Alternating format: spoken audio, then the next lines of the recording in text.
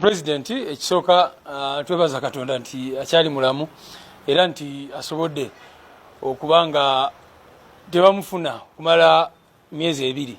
Bobi Wine okufuluma eggwanga Lewis Lubongoya ayogedde programs ezigenda okubanga ziddako okumiitinga abakulu mu diaspora, okumiitinga abo bekikwatako naddala abatakabana eddembe ly'obuntu, okumiitinga abo abasobola okubanga obulyawo eggwanga lya Uganda baliruna, okusinziira ku Lubongoya n'abakulu mu NUP bagamba nti z'ensonga ezaasize okubanga zifulumya Bobi Wine n'obulamu bwe. Ekikulu nnyo ajjukira roadblocks nga bazenga abyogera bibadde bitambula mu ngeri ez'enjawulo okulaba nga bamuyigga buli wamu. Wawaddewo enteekateeka ezono okukwatibwa mu bwangu nnyo obutatuuka mu mwezi gwa Kutaano. Ng'osaba nno sookulage njagala owulize bungi wabula nga sinnakuwa esigiro Lubongoya ku puroguramu z'omukulembeze, njagala osooke oli up to boss. Ono nno ng'agamba nti Bobi Wine okufuluma eggwanga akiraga obunafu obw'enjawulo era ng'agamba nti bannayuganda mwesabire. Decision y'omukulembeze waffe gy'okoze ey'okusalawo okufuluma eggwanga eryo is a top notch, kubanga tosobola kusigalamu eryo eggwanga n'olowooza nti is still safe for you.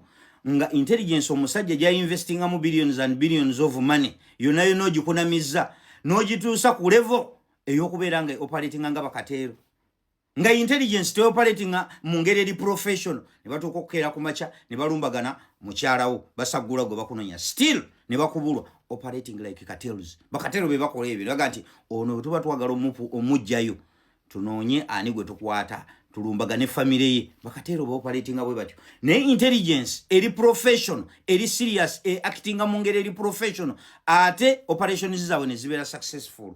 Naye intelligence bobanga obadde ogituusizza ku eyo level still ne operating nga bakateero era ne bakubulwa, kiba kitegeeza kibadde it is no longer safe for you okubeera mu eri eggwanga. Era nze ku side yange I'm really happy kubanga buli lunaku ffe tubadde tweraliikirira nga basajja buli kaseera bavaayo bawuza tebakunoonya, bwe contradicting bawuza tebakunoonya nengamba nga bameketinga nnyo ekyobutakunoonya nenga omusaya tebamuttireeyo. Gavumenti nga yemaze okusiga ekifaananyi ebadde ekola PR buli wamu ng'eraga nti tebakunoonya nga bajja kikola baddire bakuttireeyo bagambe nti abantu balala be bamuse. We have been always clear nti Bobi Wine tetumunoonya. Bakutire nze natandika biraba ebyo nga besettinga bata buli omu ajje nayogera. Omanyi fe bano bannabanja fe tubalabanga baddiikuula kuba tubadde nabo. Ne Prime Minister najja naga nti Kyagulanyi tetumunoonya. Police spokesperson najja nayogera nti tetumunoonya. Ng'ekyo ekifaananyi bagezaako kisindika eri babadde tebabinnyonnyola ffe bannayuganda kuba ffe tebatutya batutwala nga bisike ya kkulo, naye nga mu international image bagala kulaga nti bo tebalina buzibu, naye bakunoonyezeeyo bakuttireeyo nga beno babadde batambuza ekintu kyabwe already bamaze okulaga nti bo babadde tebakunoonya kati bakuttireeyo mu kimugunyo. Abantu baga nti abalaba alina bangi n'aba opposition bonna bamuwalana olwo bakeere ku makyanga tebalina ngeri gye bayinza calling out investigations kubanga abalabe bagamba abalaba alina bangi. Biki ebiddako mu NUP Bobi Wine waatali Lubongoya ensonga nno azinnyonnyodde okufuluma konna bw'ati bwakwogeddeko.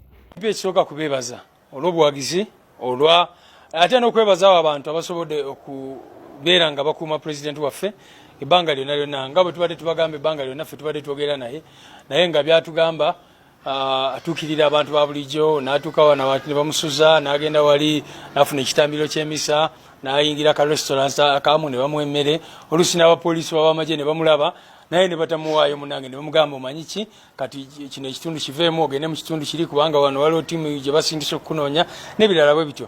So n'asobola okubeera safe mu mbeera eyo.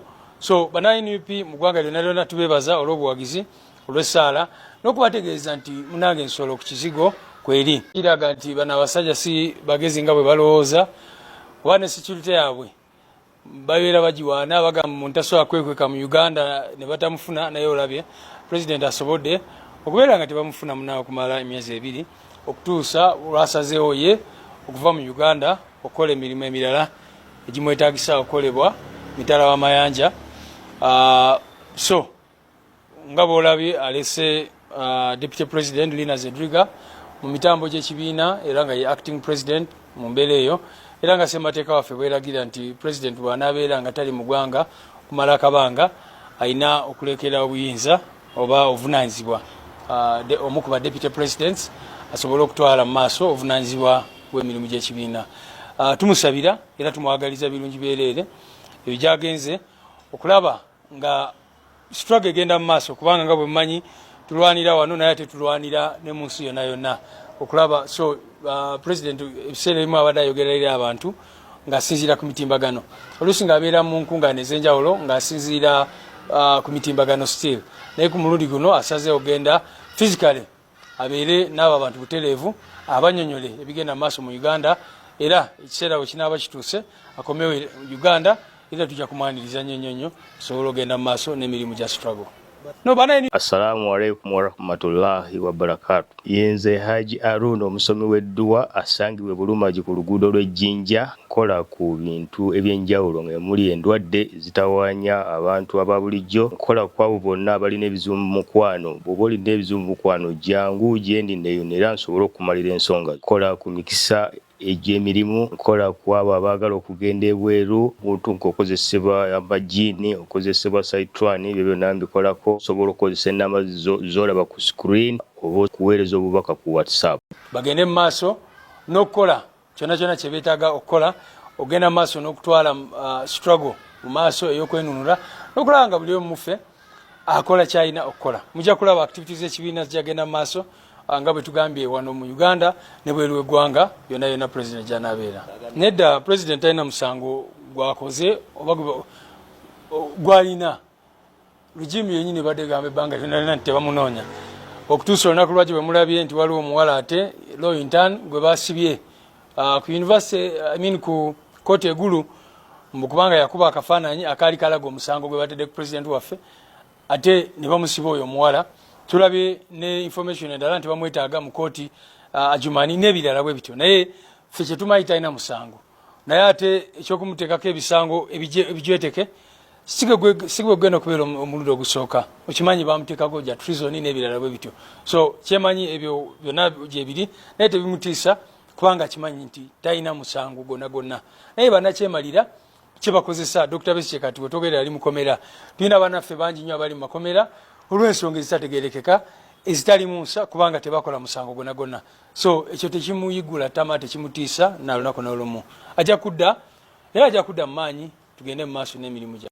Kati tetusobola kumanya ni yamuse, is it government nga ne mu opposition mulimu abakulaga nti babadde bakudiisinga. It would be so easy for them okumaliriza. So decision y'okusalawo okufuluma eggwanga nze njikubidde mu ngalo, era fene South Korea tukwaniriza jangu mukasa kali safe, cameras everywhere. Nze bukyanga mpanga alira mukasi kano kati ndi mu myaka 7 nze sirabanga ku mundu, emundu nziraba waffe, sirabanga ku muntu akutte mundu, buli wamu security.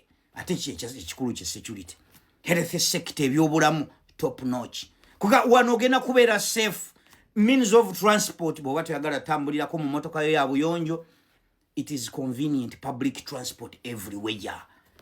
Cost of living affordable. Ate gwe toli muntu wabya kuganti onokekereza kokeza kati ate cost of living weberanga eri affordable, ate kati kintu kiba kigenda kunyirira bunyirizi. Ati waliwo abaana bagawo oyo natandise ayagala kutwala president South Korea. Yes, mbuulirayo kati ensi esinga okubeera safe okusinga eno esinga okubeera safe era gyalina okujja. Luli eri gundi ali muzungu yalina akagambo keyagamba nti omukisa gusanga yeetegese. Nange ntandika okwetegeka. Omukulembeze ayinza okujja naga boba laptop wagambye nti South Korea is the safest country. Ate nga bangi wano tulinawo n'abantu abava Canada. Nasanga omusajja twali eyo ku beach n'agamba nti mu Canada naye amaze mu Korea emyaka 2 n'akugamba nti Korea esinga okubeera safe. Abantu bayanagenda Canada. Naye n'omu Canada n'ava ewaabwe n'ajja n'awa credit enseno nti ensi eri safe biki buli kimu kyonna. So for mukulembeze waffe tugenda kwanirizo side eyo wali side eyo nze sinayo gye nyinza kuwulya gye nganti obajja onobeerera safe. Nze mpulira wano ojja kubeera safe. So I'll be happy for that. Era katukusabire mfundikira nange nebaza abantu abakuumye omukulembeze waffe, abamusuziza, abamuliisiza, abalusatuukiddemu mu bizibu byonna. Mubadde ku good cause. Era ye omukulembeze mumukuumye successfully.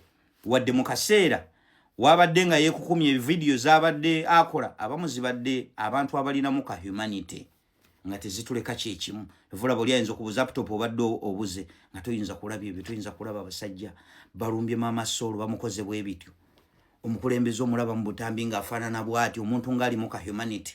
Owulira nga oli broken, nze bwe mpulira nga ndi broken ebiseera ebisinga neewummuzaamu. Obutakola ki? Obutayonoona, kubanze bwe mba nga ntabuse nga mbanja kwonoona byonna bye mba naye bagaye kino ekyana kyayonooneka. So osalawo n'owummulamu nga bweweetereza mentally. So thank you so much. I'm out.